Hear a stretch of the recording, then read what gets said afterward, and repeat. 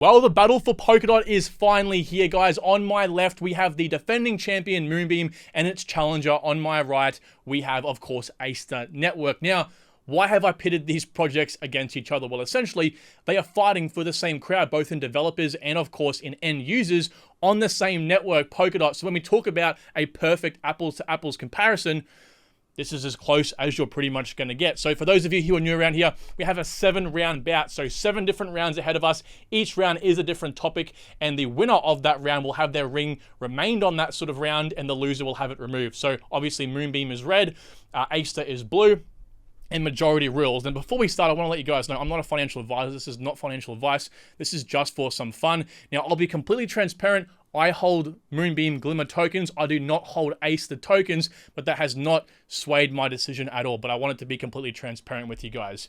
And also, speaking of you guys, you actually voted, right? I put out a vote. I know, admittedly, a bit late, 7 hours ago. 240 of you did vote though, so thank you so much. I do one of these every single week. And most of you voted that Moonbeam is going to beat Astar, okay? So there are some good points for either rule, but of course, let's just ride through this video, guys. Let's see who actually is the better project.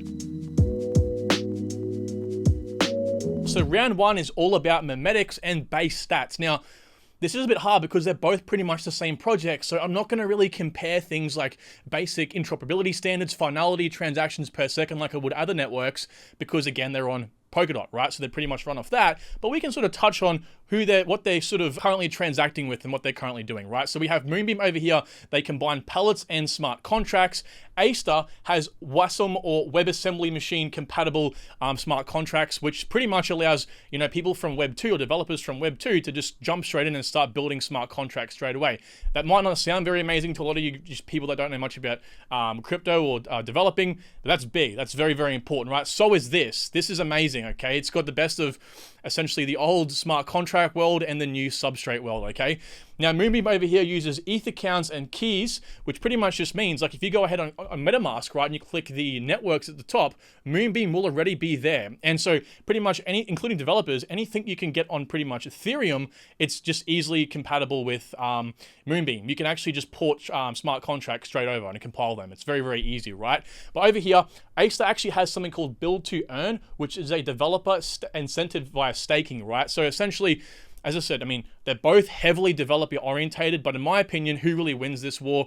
I think Astar, wrong way. I think Astar wins this war because they literally have tailored everything around developers. They even have a feature where developers can acquire different smart contracts and different sort of protocols on the actual Astar network, kind of like a marketplace for developers, right? They can acquire different companies essentially. So it is very developer orientated, and the staking mechanism, as I just said to you before, pretty much means that when you create a smart contract or a dApp on Astar, people can stake directly to your network or to your application, and then that obviously increases the staking rewards for your business model. And you as a developer, the more people that stake to you, the more money you actually get. So it helps developers fix the incentivization issue, so that way developers don't have to actually have such a large cut in the token distribution as they typically would. They can have less and just kind of create ways to incentivize people to stake more. So I think in terms of developers, Astar definitely wins this. In terms of end users, in my opinion, it's Moonbeam. Now, Moonbeam has 80% of each transaction burned, which is just amazing.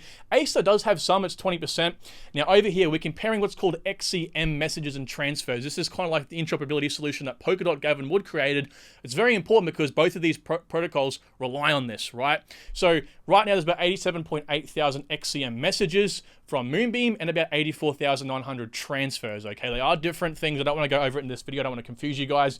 And over here on Astar, they have 13,500 and 10,000. So obviously Moonbeam wins that. But EVM transfers are just as important because both of these networks are focusing on EVM compatibility. So Moonbeam has 19.3 million rather, and Astar crushes them with 64 million, right? Now, when we talk about, you know, validators and stuff, they're a bit different, right, for these networks, okay? So there isn't that much incentive to grow your collator, which is what these things are, network, which pretty much are the block producers for these different parachains that allow them to connect with Polkadot, right? So obviously more the better, the more you have, the more decentralized you are. But right now, Polkadot's so young that's not really that important. But anyway, Moonbeam has 72 and Astar has 48. So still technically Moonbeam wins that. And the average fee on Moonbeam is actually a lot higher than Astar at whatever that actually is, 1/10%, right? And I'm not going to even try to figure what that out is for Astar. But I must admit, transaction fees, as long as they're this low, any lower than that can actually be a bit dangerous to the network. So I don't want to really go into that too much in this video, right? So let's just kind of compare them a little bit more, compare the actual networks, right? So the connected networks on Polkadot. So how many parachains are each of these networks connected to? Well, they're both connected to 10 each, right? Now the open channels is one more to Moonbeam, simply because Astar doesn't send back their doesn't have an open channel sending it back to Darwinia, and that's not a big deal. So I didn't want to enter that there, but I just wanted to be 100% real with you guys. Now, this is the more important part, right? Who's actually connected to each of these parachains? Well, in white are the exact same, right? So they're pretty much mostly the same, except we got Hydra, DX, and Clover down here, which Moonbeam doesn't. And on Moonbeam side, we have Parallel Finance and Centrifuge, which Astar doesn't. Now, if you're asking me 100% objectively speaking, these two projects down here are better than these two projects, at least right now. So who wins the first round? Well, it's going to Moonbeam. Round 2, let's compare the socials. So Moonbeam has 294,000 followers on Twitter, Astar 350. Moonbeam over on Telegram has 27,000 followers, 1.1 thousand are online at the time of recording. Astar, less followers, but almost, well, at least relatively in the ratio, it's actually got technically better, total users to online users. Moonbeam crushes Astar in terms of holders, right? 1.1 million compared to 500,000. Now, I do think that's pretty much because of a certain project called Zen Network right now, where people can actually create Moonbeam accounts and get free tokens. So, but look, I just can't kind of say this is how many tokens or wallets have been created from that. So I have to compare with what I'm seeing in front of me, right? Now, social mentions, we can see a score of 48 over here and 6. So obviously Moonbeam wins that. 96,000 average social engagements per day for Moonbeam and only 3,000 over here for Astar, right? And the social dominance, 0.063 over here for Moonbeam and a significant, less amount, almost 6x difference here for Astar. So obviously with this kind of metrics, right, there's such high engagement, such low engagement, obviously Moonbeam is going to win that. Therefore, of course, Moonbeam wins round 2 as well. Round 3, we're talking about on-chain metrics. So as you can see, both pretty much had their mainnet at the same time. The transfers since mainnet are a little bit more for Moonbeam, definitely a sizable difference though. Now the daily transfer amount for Moonbeam is a little bit more than what Astar's is. Active users are pretty much double. And check this out, the whale token dispersion. I normally like to look at top 100 wallets, but I couldn't find that out for Astar, so I had to use a different metric here, more or less the same sort of thing. So there's less whales actually in Moonbeam in the top 121 wallets than there is in Astar, right, in only the top 87 wallets. So definitely in this round, number 3, it goes to Moonbeam. All right, but what about the investors? So round 4, we can see Moonbeam over here won the first Parachain slot, okay, and it was the first to launch. Technically, it was the second to win the Parachain slots, but it was the first to launch. It had a total funding or DOT bonded to it from all you guys at $212 million. And over here, Astar won number 4 spot and had 61 million. So a significant difference. However, the Web3 grants, Astar crushes Moonbeam, right? And Astar also crushes Moonbeam in terms of investors, but guess what? This gets so much better for Astar, right?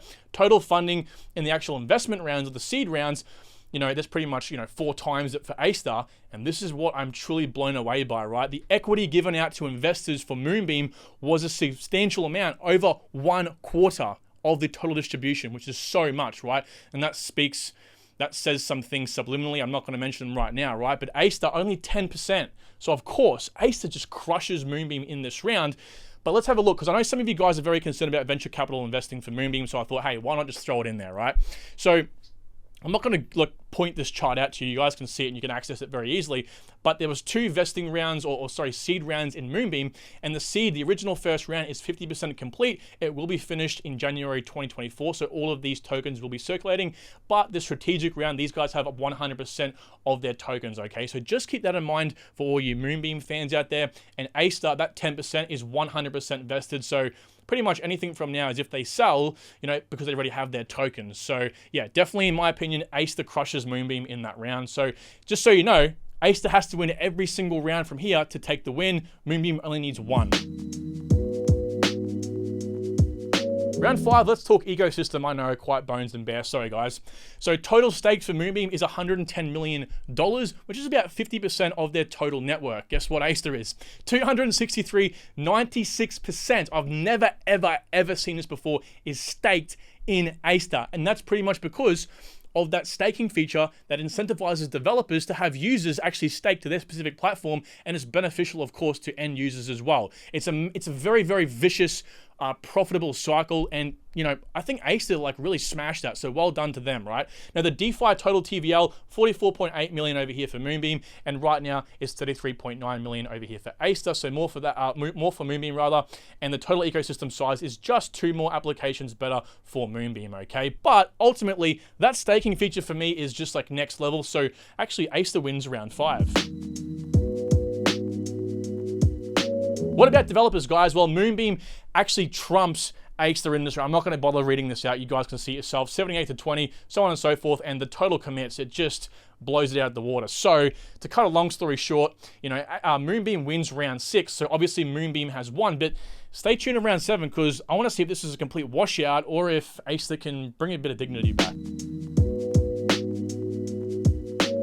Okay, round 7, we have Tokeomics. Now, before I tell you this, I want to say, guys, like, look, I really could have made this video 20, 30 minutes long and touched on a whole heap more, but I just hope, you guys do appreciate the simplicity and the brevity on my end, because this did take a lot of time to create, a lot of information. It took me hours and hours and hours to create these slides. So if you're stayed along this far, could you please just like the video? That'd be awesome, and that tells me that you really enjoy these versus videos. Okay, now if you do have any suggestions as well for like what extra content I can add in here, of course I have to keep it to 7 rounds, let me know, and I would really appreciate that, and I might add in your suggestion, okay? So Moonbeam, right, this is interesting. They both have 5% inflation. Astar did have 10%. They have dropped it down to 5. Now, the delegating rewards, so this is their rewards, okay, is 9% on average for Moonbeam. Some are 10, some go up to 13, but average is 9%, which gives us a 4% return if you were to delegate your tokens. Over here for Astar, it's about 11.4% APY, which gives us a higher, rate of return at 6.4%, obviously accounting for inflation. So obviously Astar wins that, but I want to say there is a difference between delegating your rewards or your tokens and staking. Staking is typically a lot safer. Delegating can result in a slash of your tokens if the node you're staking to is punished. But the good thing is, for those of you guys who know what I'm talking about out there, is that there is no slashing rewards on Moonbeam. So I do compare the apples with apples here, okay?